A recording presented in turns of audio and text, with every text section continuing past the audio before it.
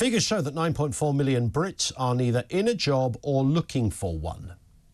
Now, let that settle for a start. I'll break the numbers down in a second if you haven't heard this. So we got essentially the headline figure, 9.4 million Brits are neither in a job or looking for one. 1 in 5 people of working age, 16 to 64. That's gone up, and this is the bit that really got me, it's gone up 364,000 in the last year. I mean, what has happened in the last year to create over 1/3 people to suddenly be not able to work?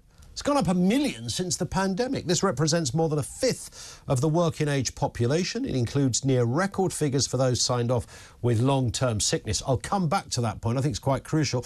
Rachel Reeves, the Chancellor, of course, says she's going to get tough. She says if you can work, you should work. Well, with all respect, Rach, and we all kind of know that, right? But like all of these stories that make us mad or even sad, this is anything but a straightforward story. And the numbers are kind of interesting. So we've got of that figure, we've got 2.8 million who are long-term sick. 2.5 million are students, OK, we understand that. 1.7 million are at home looking after families for a variety of reasons. We understand that. 1 million took early retirement, and presumably, if you're able to take early retirement, you're not sponging off anybody to do that. You've done all right for yourself. You've got a private pension pot, or you've got some other means of income, so you're not looking for a job, all right? So that explains that. But I think the big figure here is 2.8 million people on long-term sick. Does this sound, and I hope it doesn't sound sensationalist, I don't think it is, but does this sound misplaced? Does it sound naive? Let me put it that way. If I were to say, I don't believe there are nearly 3 million people in this country who are long-term sick. I simply don't believe it.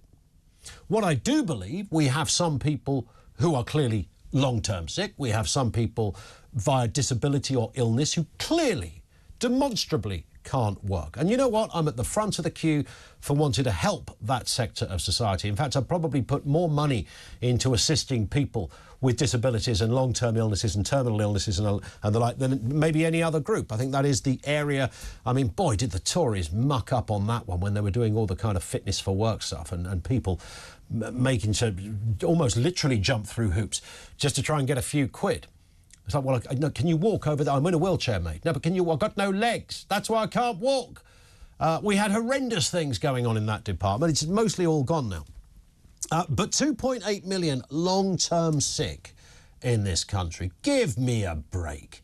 And what is long-term sick? And as Benedict Spence was correctly saying to Julia, you can bet your life that a big chunk of those is mental illness. And again, it doesn't need saying, but for clarity, I'll say it, highlight it and underline it. If somebody has a serious mental health condition, we had one of the most powerful shows I recall doing yesterday when we talked about mental health and areas of sort of untapped discussion and people's stories. Some of the most, goodness me, some of the most tragic I think I've ever broadcast on yesterday.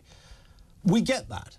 But then there's another component. Was it Matt in Cheshire that called yesterday? It was, wasn't it? That was talking about, you know, what constitutes a mental health issue.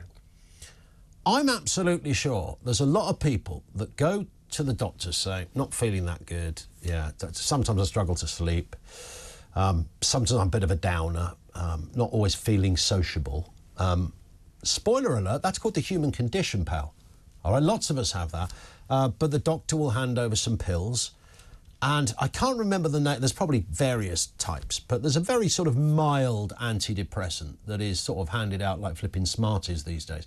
It might just touch the sides. It wouldn't be given to somebody with serious mental health conditions. This is something you give to somebody who quite blatantly doesn't have a serious mental health condition. They might just have a little bit of a wobble or a moment. I reckon that group that Matt quite correctly identified yesterday on the programme, who almost scupper the real focus on mental health, I think that group are a big part of the 2.8 million on long-term sick.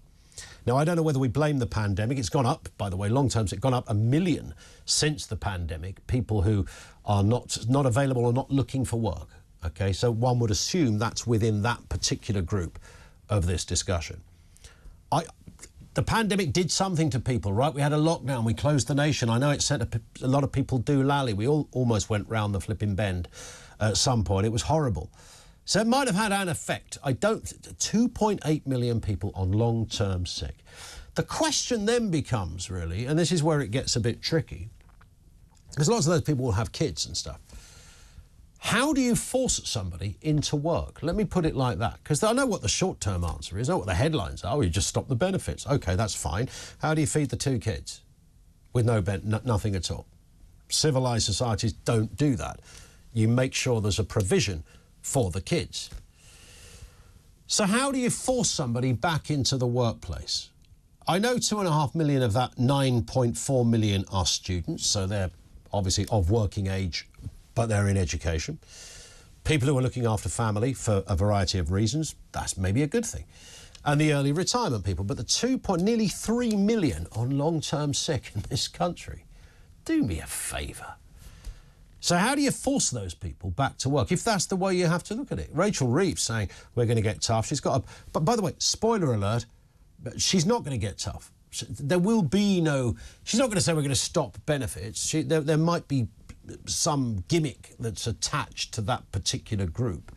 But if somebody says, I can't go to work because I've got a mental health problem, and it's not really a mental health problem, then how do you police that? How do you tell somebody it's not a real mental health? Well, try being me. Every day I feel a little bit down for at least 20 minutes. Yeah, we all do, mate. We all do. So who is that group, and how do you force that group back into the workplace?